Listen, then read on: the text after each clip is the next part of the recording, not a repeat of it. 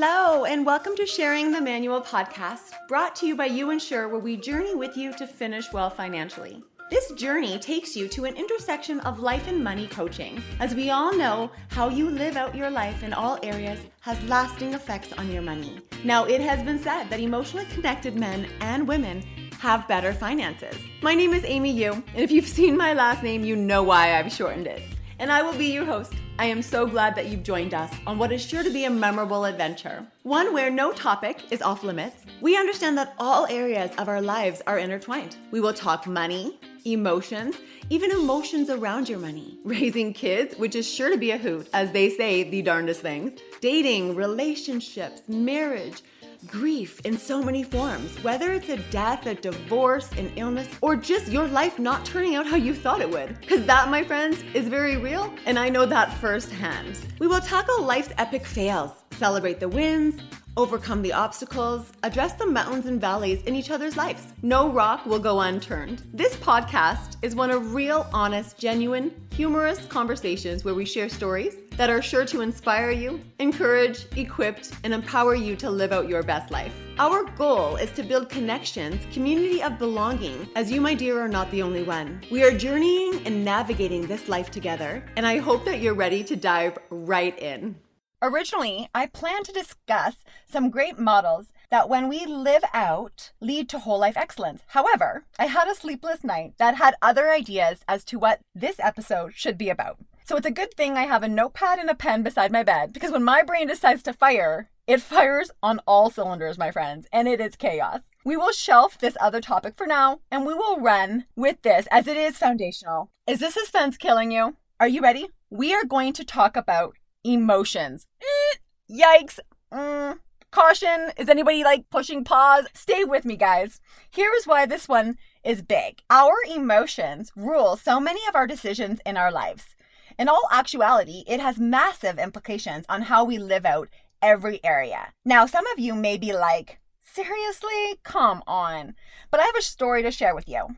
2 years back, I had an event that I was pretty excited for, and it was taking a shitload of courage on my end to share on a mic. Kind of a big deal, so I invited my 3 precious children to come with me. I remember it so clear. They were sitting on the kitchen table, and they were working on their homework. They looked up at me and said, Mom, can we just stay home? We have a lot of homework. Okay. So off I went by my lonesome self. The event was great. It went off without a hitch. But while driving home, I'll have to admit, I was a storm in the making. So I get in the door, and I'm making sure that they hear me. The door slams. I then proceed to tidying up. And I was smashing things around. And not really breaking anything, but I'm telling you, I was making noise so they knew that I was upset. Would you know that my kids, I got their attention. And my daughter pipes up and says, Mom, what the heck is your deal? All of a sudden, my waterworks began. I started sobbing. You know that ugly cry when snot is dripping and you snort while the mascara runs down your face? Yeah, that was me. So as I'm crying, I'm trying to get the words out. You guys, you didn't show up for me. I show up for you. I'm at every hockey game, ringette, cheer, you name it, I'm there. Do I want to be there? No. Sometimes I'm damn tired, but I still do it because I am your biggest cheerleader and I love you. Would it kill you to be there for me? Now, my daughter, she was shocked. She was like a deer in headlights. She's probably wishing she said nothing, actually. You know what she said to me, though? She's like, you've never needed us, Mom. You've never needed anyone. You don't ask for help. You're always strong. You really say nothing. And then I was like, oh, crap. All this time, I have been faking it till I made it. Holding it all together, being strong, not showing emotions, not asking for help, thinking that I was actually sheltering the kids and doing right by them. Why the hell did I do this? After so much reflection, I've always done this. I actually grew up in a family where they swept things under the rug. I love my parents to pieces, but this is what they were taught. And I'm sure so many of you can relate to sweeping things under the rug. We didn't talk about our emotions. We didn't let others know we were struggling or needed help. We put on a mask and we pretended all was well. I have lived most of my life not knowing how to even talk about my feelings, living in this perfectionism, not asking for help, acting as if I got my shit figured out, which I don't. And so fast forward a couple years, which brings us to this year. And I was reading this book called Permission to Feel by Mark Brackett. And what do you know? that our emotions play a large role in our financial or any decision-making skills in life. Now, if anyone's read this book, they know that at the back of the book, there is a chart of emotions. So you can label your feelings, articulate them, and where you're at. Now, I found this very insightful, so I had an idea. And I was pretty excited about reading this book. So I grabbed the book and I went to Staples and I was like super excited that I was going to teach my kids about emotional intelligence as well as myself. So I handed the lady and I said, okay, I need 5 copies, laminated and made bigger, please, and thank you. And she's such a sweet lady. She looks at me and she says, oh, you must be a teacher. I chuckled. No, I'm a mom. And she's like, oh, a mom of young children. So then I really laughed and I maybe even snorted a little bit.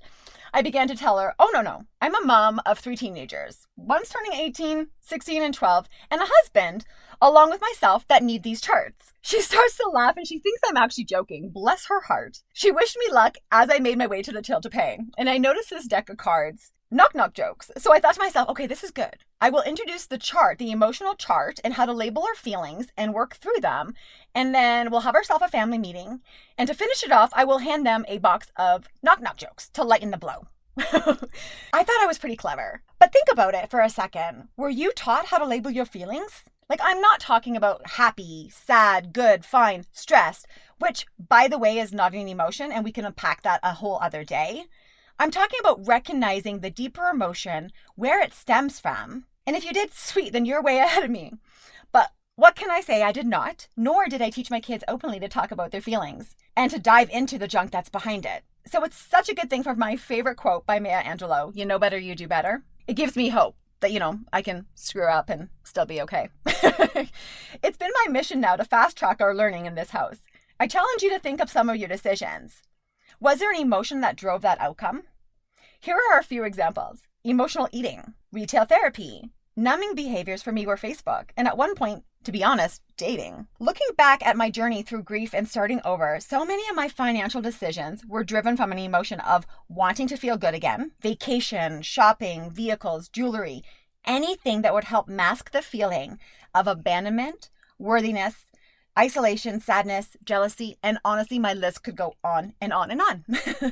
I've lived it. Trust me, this is likely why I'm in this space giving purpose to my pain. Even when I think about my last vehicle purchase, it was driven from an emotion. I recall it very clearly. I was sitting in a parking lot of a grocery store with my 3 kids in the back seat of my, what I call a mom-mobile. Now, we were on vacation in Ontario. We had driven to Ontario to visit my mom and dad. And so this guy, we're sitting in my mom-mobile, and this guy comes speeding into the parking lot beside me. His beach waves blowing in the wind.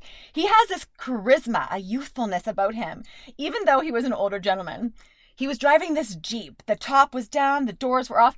Oh, I felt a sense of freedom just watching him step out onto that pavement. I thought to myself, dang, hey, I want that.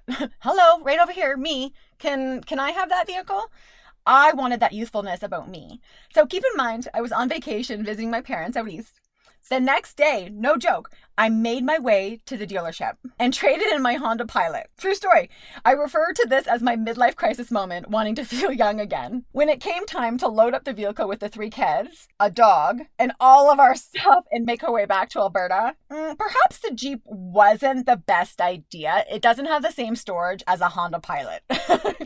So we can make poor financial decisions because of our emotions. Relationship decisions can be good or bad based on our feelings, how you parent, your performance at work. It is all intertwined. You've heard me say it, emotionally connected men and women have better finances. Let's take it even further than that. They make better husbands, they make better wives, parents, employees, altogether better humans. If we can master our emotions, we can master our money. We can enhance our relationships, we'll parent better, we will raise emotionally intelligent kids, perform better, live out true, authentic, whole life excellence. Emotionally connected humans have a wholeness about them. Who doesn't want that? Let me ask you, what do you hide behind? What is your crutch? Your patterns in your life, perhaps, time we unpack them. When I was running 130 kilometers in a month, I had to ask myself, why was I running that much? It was a way for me of escaping my life. I was trying to suppress my feelings, so I pounded it out on the pavement. Now, some of you may be thinking, well, Hey, that's a pretty healthy way of doing it. But really it wasn't. I wasn't doing it for the joy of running. I was doing it as a form of controlling and getting my happy endorphins so I wasn't a hot mess. Which I guess, you don't want to see me as a mess because it's not pretty. But all because I wasn't recognizing the emotional mess that I was in. So I used running as my poison to mask what I was feeling. But what's your poison? Is it food, alcohol, drugs, sex, pornography, scrolling on social media? I used to have a sticky note on my pantry door that said, Amy, are you hungry or is this an emotion? Damn near every time I read that pantry door, I realized that it was an emotion. This resulted in me being able to step away from food and label what I was feeling. But we must go so much farther than just labeling our emotions. We have to get to the nitty-gritty that is underneath the emotion. There's likely a story that you can uncover. We carry a lot of junk in our trunks. My kids hate it when I say that, but it's so true. It's time we start unpacking that shit as it is weighing us down and hindering our future in so many ways. So I challenge you. Take a piece of paper, write down some of your big decisions that you've made lately, financially, relationally, professionally, and break it down. What was the decision? Why did it surface? How did you handle it? And was there emotion that led to the reaction? What is under that emotion? What is the real story that surfaces? Now, if you do that with 100% radical responsibility and ownership, ask yourself, now, how would my best self have moved forward when faced with that decision? All this stuff happens subconsciously and it happens fast. So how do we slow it down? We take a deep breath. We can recognize an emotion is surfacing. This is a pausing moment. You count down from 5, 4, 3, 2, 1. Understand, why am I feeling this and what is it? Journaling helps. So this is where we pull out our emotion chart and we can label the emotion, not the happy, sad, angry. We actually can label it. What is it? This chart, honestly, is phenomenal and I absolutely love it. But journaling helps. Then I deliberately take the time to dig deep as to where does this root come from? Now, when you uncover these things, you have to ask yourself, is it a truth or is it a lie? Regulating our positive self-talk in third-person narrative. My nephew came down last summer and he referred to himself in third person all the time. And I used to laugh and laugh and laugh. And then I realized after reading some scientific studies that it's super helpful. And so then I had to apologize for laughing at him and let him know, hey, dude, sweet on you for referring to yourself in third person. You've got this. So refer to ourselves in third person. Reframe your feelings and bring your best self to the table. And how would you handle this in your best self? If you're like me, you'll save a lot of money, both in food and retail therapy, just by mastering your emotions. Your finances will get better, your relationship, your loved ones, your performance at work will enhance. You will reach new depths with your emotional intelligence increases. To drive this message home, let me share the most recent story with you on how this impacts our kids. Now, I have asked for permission to use this story out of respect for her vulnerability that it took her to have the courage to own her own crap. So let me lay the foundation for you to the story. We are a newly blended family, and my word, it is a whirlwind on its own. Navigating this has been interesting. Needless to say, there is some tension. My vehicle is in need of repair and out of commission, so I have to borrow my daughter's car. Now, my daughter, who has had some hurt feelings towards my partner, shares with me that she is okay if I use her car to get groceries. However, she isn't comfortable with him being in the car. And she expresses this to me, that this is her boundary that she's put in place. Needless to say, you can imagine all sorts of things coming up in me. I was like a volcano about to erupt. I actually looked at her and said, okay, this is your boundary. I will respect that. And I won't use your car. I will get a cab or I'll find another way. And I will ask for a timeout from this conversation, though, as I knew I was about to implode. And I didn't want to say anything that I would regret. And at first she gave me like a lot of resistance about me asking for this timeout. And I just said to her, I'm like, this is what I need and I'm asking for. So thank you. So I did. I pulled the timeout card. I went to my room. I was hurt. I was upset. I was saddened by the complexity and disappointed that she couldn't see how this was all playing out. So now some time had passed and my sweet gal, oh, she's so sweet. She had dug deep and she discovered her true feelings behind all of this was that she didn't want him to have more time with me than he already does. This was a way that she could control it. She was tired of sharing her mama and feels as though she is losing her connection and time with me, even though that was not the reality because she was working that day and she wasn't using her car.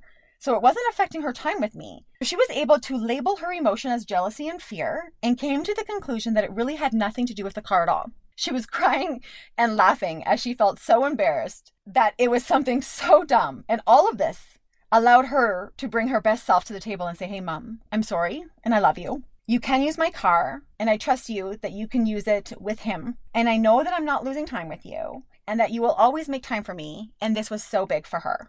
This is a great example as to how irrational we can be with our emotions when they get the best of us. This would have never happened had I not brought home those emotional charts. So as funny as it seemed, it has been building each and every one of us into better humans. This also demonstrates that we are always evolving through showing and sharing with our kids. I was never taught this, and that I myself need to figure this out. As they watch me use it, they too are implementing it, and we are all a work in progress, developing our skills personally and professionally. So trust me when I say the kids are watching. More is caught than taught. So through this story, you see her emotion was driven from a lie that was under all of it. It was big. It surfaced fast, and we needed to be able to sense it, recognize it, understand it, label it, express it, and regulate it. Maybe your breathing changes, heart rate elevates, you get sweaty palms, a restlessness, an irritability about you. Everyone experiences this differently. Learn how it shows up for you, learn your triggers, and it's okay to take a time out. As I took my time out though, I did have to wonder if this was me suppressing my feelings, a way of me sweeping things under the rug. I was at a loss as to how to move forward because we were in the thick of it. So it's a good thing that she was able to get to a place of unpacking her junk, because I don't know how I would have handled that. Honestly, that's being real. Can you say with confidence that you have emotional intelligence? Are you teaching your kids this shit? It's a big buzzword right now, and for good reason. It impacts all areas of our lives. Get on this journey towards emotional healing and wellness. It is worth repeating that emotionally connected men and women live out better lives. They have better finances. They live healthier lives. They experience life on a different level. So are you ready to level up, my friends? It's time we master our emotions so we can master our lives and reach a whole life excellence in all areas. So I'm going to leave you with this. Brene Brown, quote, "Integrity is choosing courage over comfort. It's choosing what's right over what is fun, fast, or easy. It's practicing your values, not just professing them." The baton is yours, my friends. We hope that you guys found this insightful. We encourage you to subscribe to the channel so you don't miss out on the new releases that are coming soon. Follow us on social media. Our platforms are LinkedIn and Instagram. Head over to the website and let us know if you wish to share your story, either on the podcast or even in a blog. Our website is youinsureinc.ca, youinsureinc.ca. We too have newsletters as we give you our very own family recipes paired with tips and tricks so you can finish well too. Bye for now.